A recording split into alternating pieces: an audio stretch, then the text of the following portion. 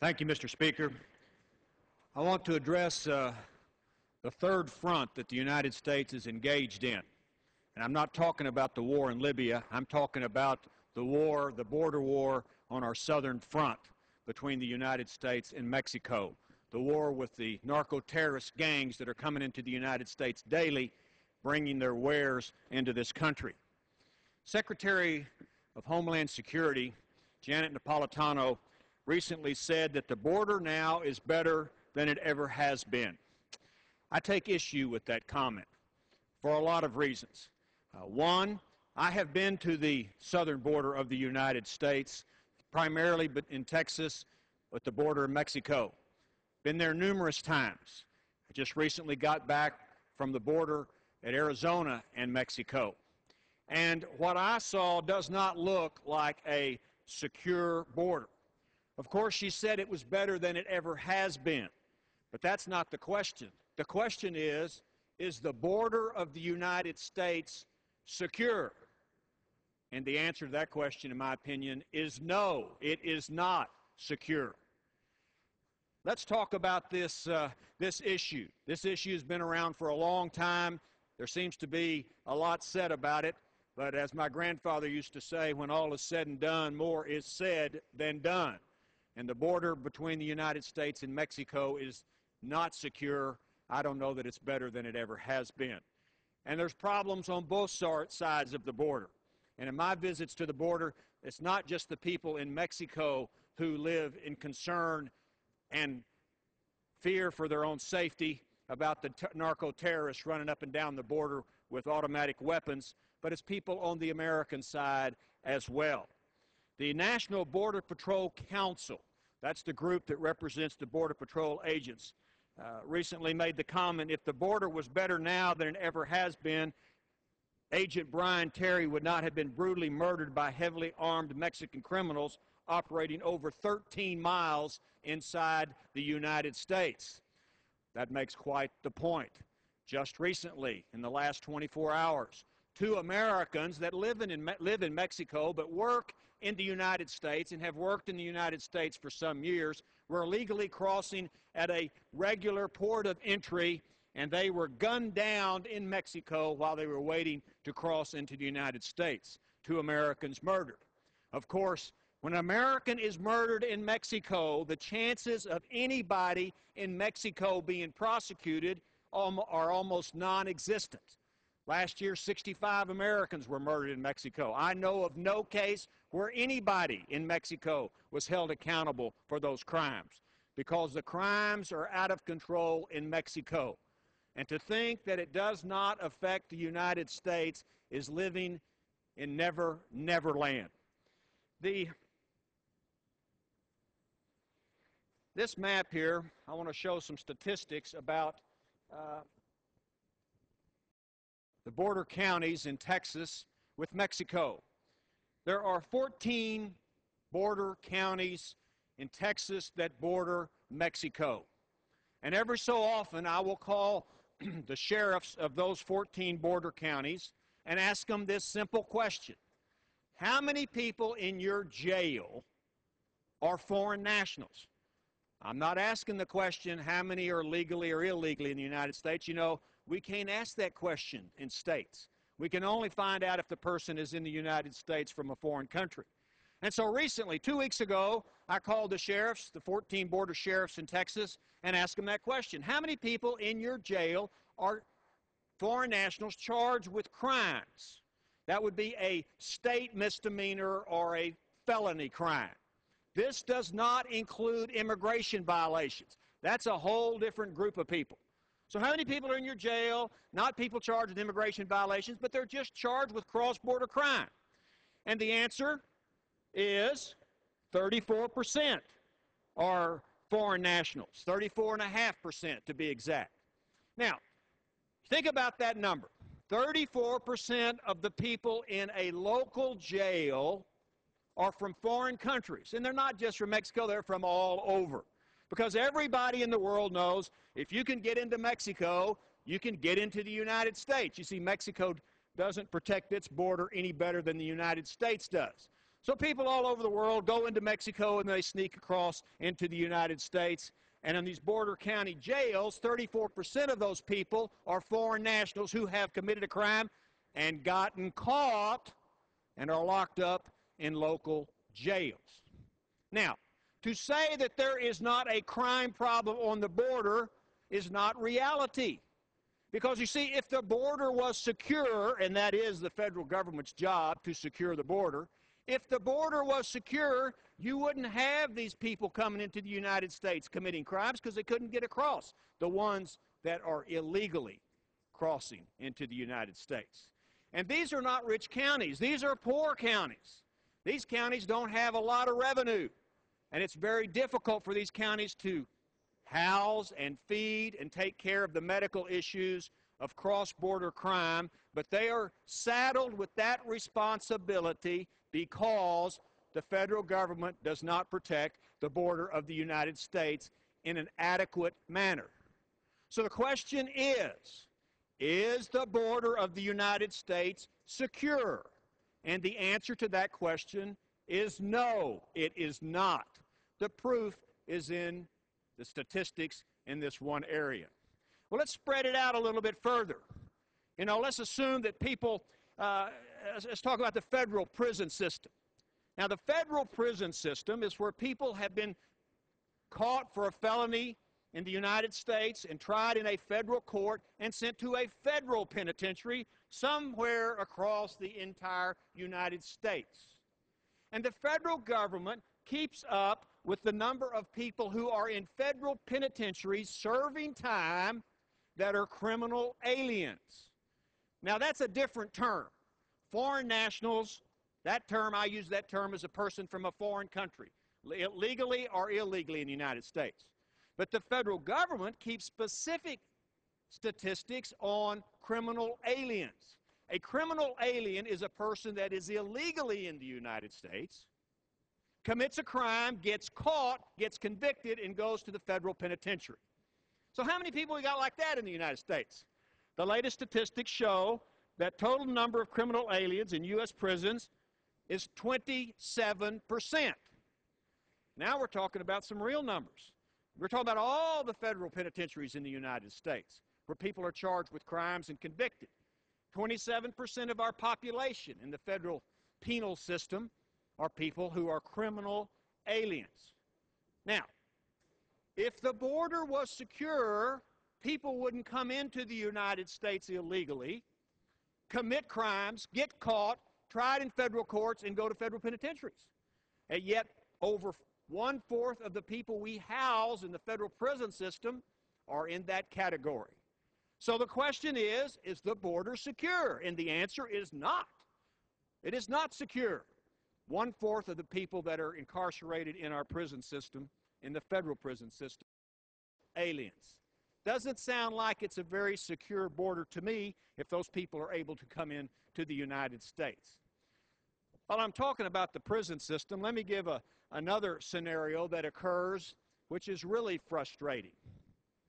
We have people who come into the United States, they commit crimes, they're foreign nationals, some are criminal aliens, they commit crimes, they get convicted in a court somewhere in the United States, either a state court or a federal court. They are sent to the state penitentiary or the federal penitentiary while they are incarcerated, serving their time.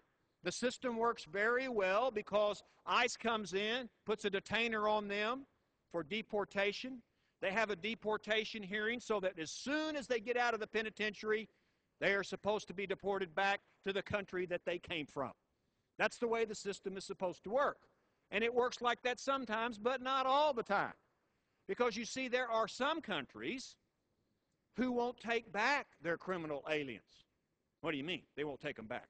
Well, they're criminal aliens come into our country, they commit a crime, they're sent to the penitentiary. While incarcerated, they're ordered to go back home as soon as they get out of the penitentiary.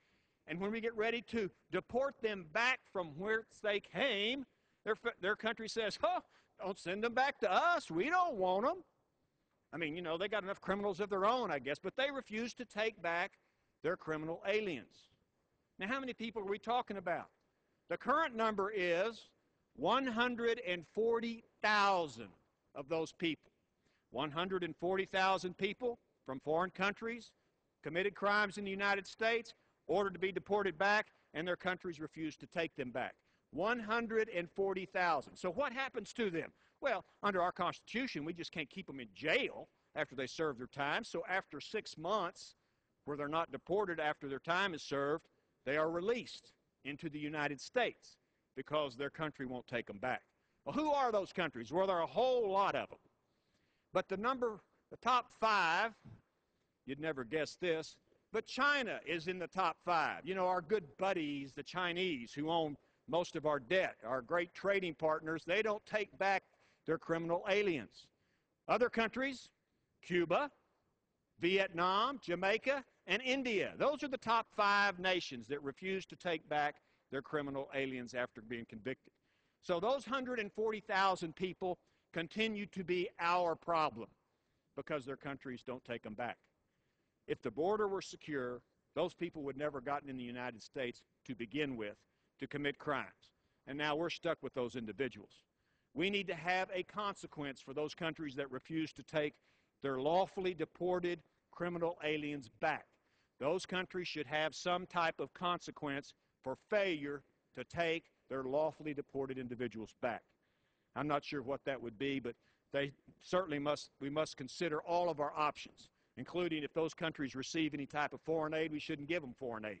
You don't get foreign aid if you don't take back your criminal aliens. Those countries that don't get foreign aid, maybe we should reconsider their lawful visas for people that are coming into the United States. See, all these countries do get visas, except maybe Cuba, into the United States, and maybe we should reconsider that.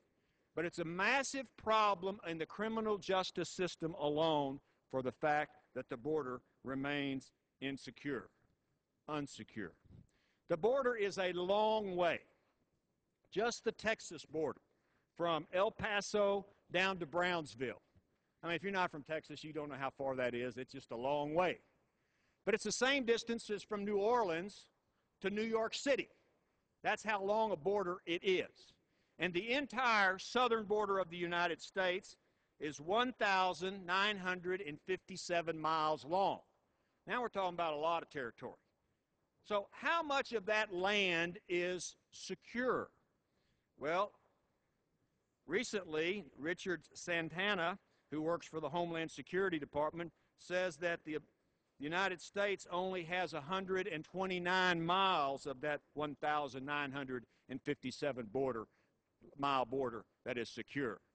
Now, that doesn't seem like a very long amount. 129 miles is not very much of a border when you have 1,957 miles of that border that is not secure. Taking another organization, the GAO, that is the General Accounting Office. That is the group of people that keep up with all we members of Congress ask them to keep up with.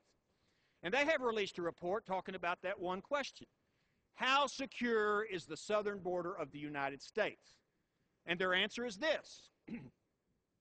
44% of the border is considered secure. But really only 15% of the border is airtight. That means we'll catch you if you come across 15% of this massive border. So if 44% is somewhat secure, that means 56% of the border is controlled by somebody else. Who controls that portion of the border? It's not the United States. It's not Mexico. Who controls 56% of our southern border? It seems like anybody who wants to cross controls it. And to my opinion, primarily it's those narco-terrorists, those people who bring drugs into the United States, those violent drug cartels who operate not only in Mexico but other parts of the continent and including South America.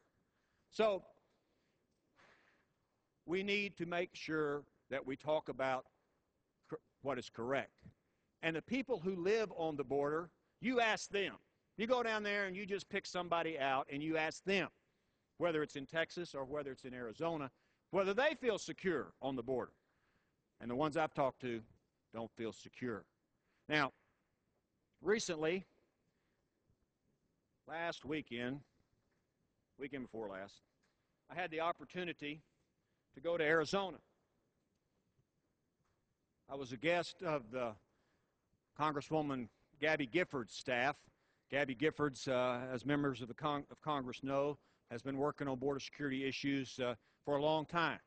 Last year, she sponsored a letter to the President. Myself and others co-signed it to put more National Guard troops on the border. The President responded with some National Guard troops on the border, and she's worked on that issue. And before her tragic incident where she was shot, she and I had been talking about the fact that I had invited her to Texas to come down and look at the Texas border, and she had invited me to Arizona to go meet with the people on the southern border of Arizona. And so last week, I had the opportunity, thanks to Ms. Gifford's staff, to go down to the Arizona border. I will say this about her staff.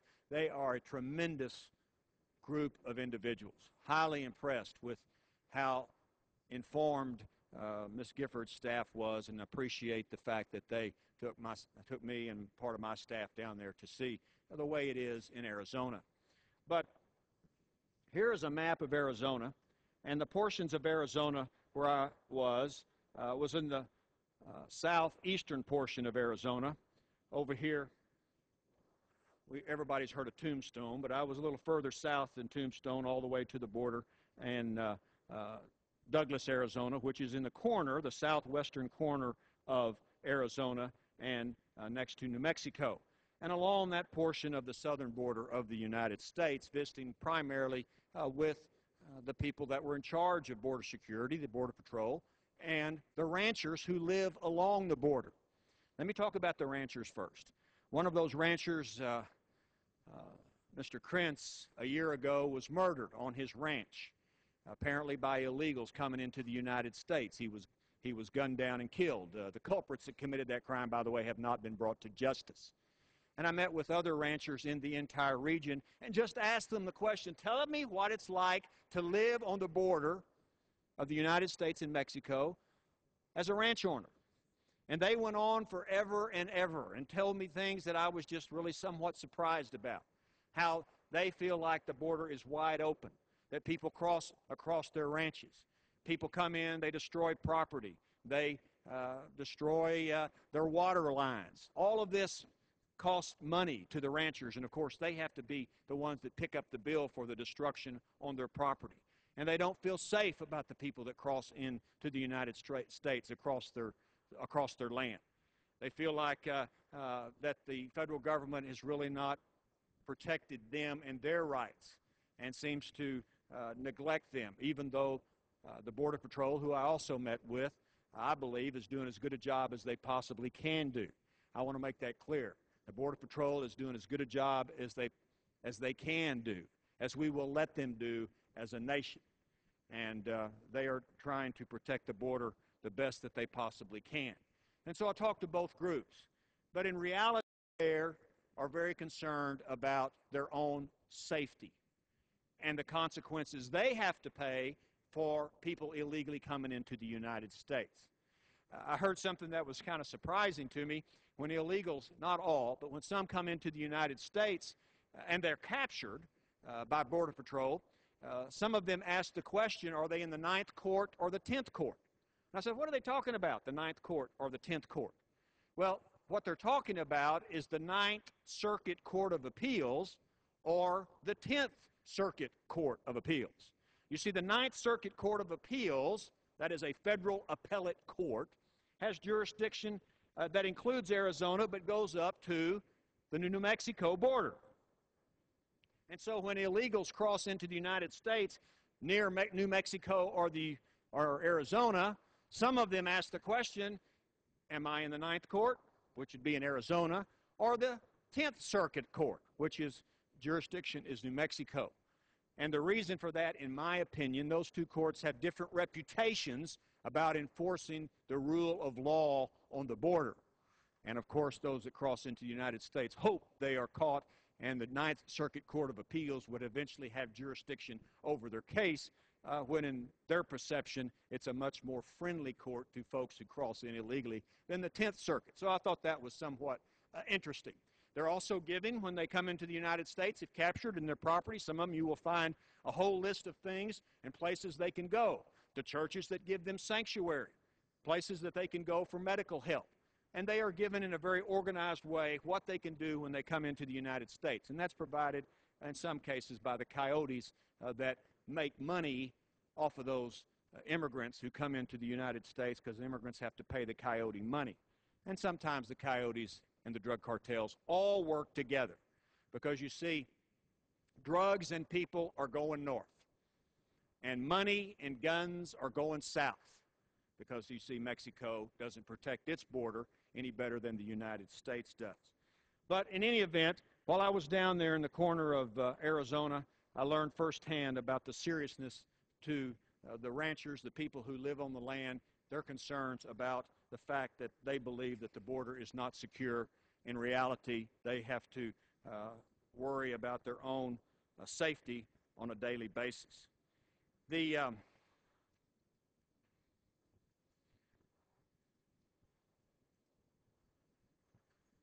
After visiting the southwestern corner, or southeastern corner of Arizona, we moved and traveled across Interstate 10 to Interstate 8 over here to St. Louis, Arizona.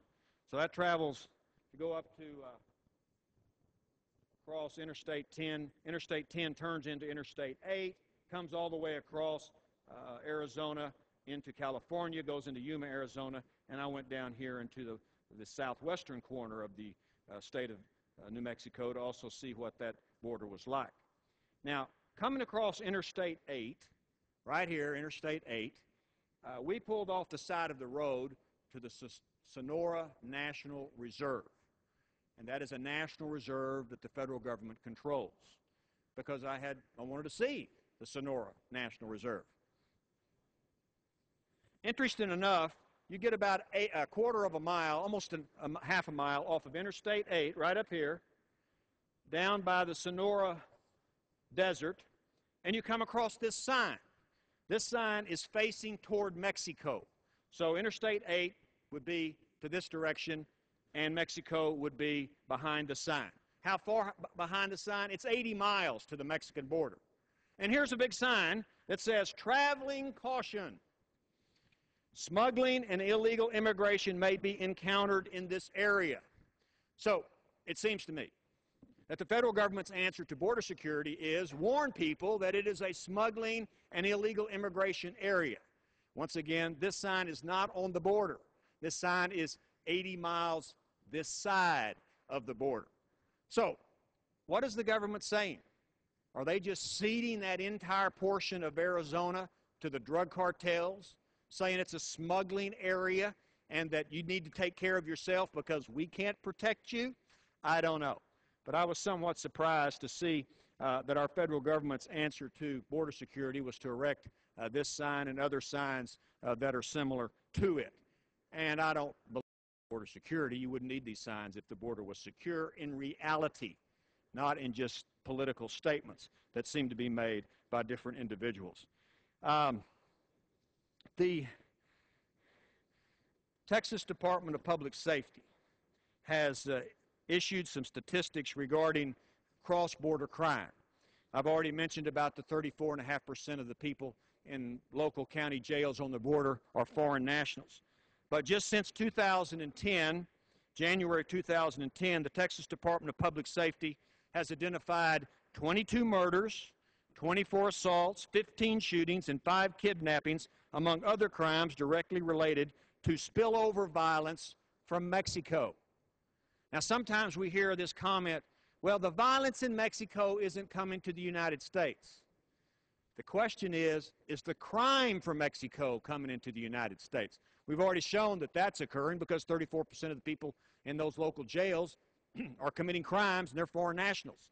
But also the violence is coming into the United States because of the statistics that I just gave you. And now we learn of another phenomena that is taking place. And you don't hear much about it because the victims of these crimes don't say much about it. People who live in border towns, the populous border towns in Mexico, or in the United States rather, periodically would get somebody who would come to their front door, or they'd get an email or a text from someone who says, "We know your cousin who lives in Mexico, And unless you pay us so much protection money, your cousin in Mexico is going to disappear. Something to that effect. So we hear reports of that. Extortion on the American side of the border. And this is primarily among Hispanic Americans. And what do? Well, they may or may not report it. What they, I think, generally do is pay the extortion because they want their relative in Mexico on the other side of the border to be safe. So we have that extortion racket taking place. And if the border were secure, that certainly would not have occurred. So it concerns me that we have that crime on the American side. Going back to the southern border of Arizona, I was asking the Border Patrol, who was very gracious and explained a lot of their operations to me, how do they bring drugs into the United States? And they said every way they can bring them into the United States. And one of the ways that they're using now is the concept of ultralights. An ultralight is, for lack of a better description, is a kite that has a motor on it. And one person can fly that very low altitude, and they bring in 200 or 300 pounds of drugs into the United States. They never land the ultralight into the U.S. They just fly across from Mexico into Arizona, and they drop their load, 200, 300 pounds of drugs, and then they fly back to Mexico. Then there's someone at a rendezvous point who picks up those drugs. I say that because the drug cartels are using every means necessary to exploit the open borders and do everything they can to make sure that they bring in those drugs. And they will continue to do so. The Border Patrol is the agency that we have to protect the border of the United States. Like I said, I think they're doing as good a job as we'll let them do. But primarily the Border Patrol patrols the border up to about 25 or 35 miles inside the United States. That's their duty. That's their jurisdiction, the place where they're supposed to protect the U.S. Past that 35 miles or so, they don't patrol that. That's somebody else's responsibility. Now, of course, the bad guys know that is the duty of the Border Patrol, to patrol that section of the border. And so when people are smuggled into the United States, when drugs are smuggled into the United States, the goal is to get past the Border Patrol demarcation line. Because once you do that, you're pretty much, in my opinion, home free to get into the United States with people or drugs. And so that is the area of their primary concern, and it's certainly the area of the jurisdiction that they are trying to patrol the best they can. And I've asked the Border Patrol, tell me how you do this. And I think they use as many different means as they can to patrol the border. They'll have vehicles go up and down the border, agents behind the border. They'll have some use of the National Guard behind the border with the use of electronic equipment to view what takes place on the border. And so they use that equipment that they can. But they obviously don't have enough Border Patrol agents to be directly on the border, so they have some on the border and some behind the border monitoring the activity of people coming into the United States, and then they try to catch those that they can.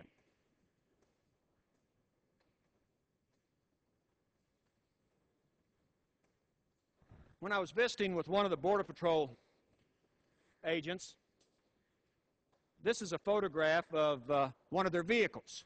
It's a typical Border Patrol vehicle that patrols near the border of the United States and Mexico.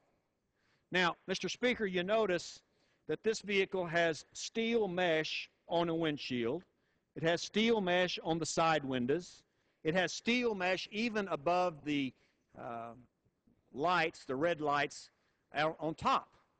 So I asked the Border Patrol agent that drives this vehicle, explain to me this steel enclosure you have on your vehicle. And he said, here's what happens. We will drive close to the border, and as we get close to the border, there are people on the other side of the border who, when they see us, they start throwing rocks at us. They throw them over the fence, and if we don't have this protection, these rocks, and they're not little bitty pebbles, these are rocks. They throw them over the fence and break the windshield. Border Patrol agents are injured. They do that for various reasons. One of those reasons is a diversion. They will try to divert the attention of a Border Patrol agent at one location so that other folks illegally can sneak in to the United States. Now, we don't hear much about assaults on Border Patrol agents except unless somebody is murdered, which has occurred.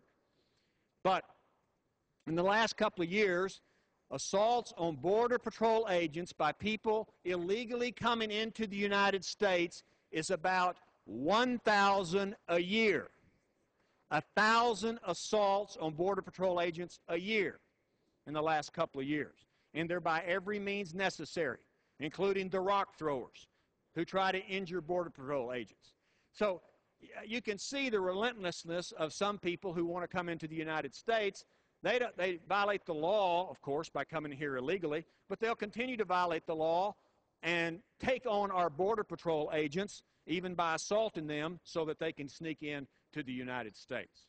So it seems to me, Mr. Speaker, that maybe we need to refocus on the primary mission of the federal government and its responsibility.